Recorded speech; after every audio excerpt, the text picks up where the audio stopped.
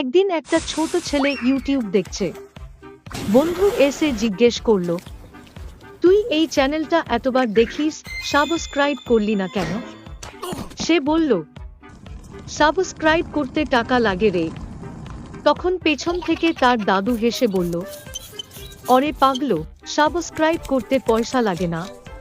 তাই বন্ধুরা, যদি ভিডিওটা ভালো লেগে থাকে, সাবস্ক্রাইব করে দিও, পয়সা তো লাগে না।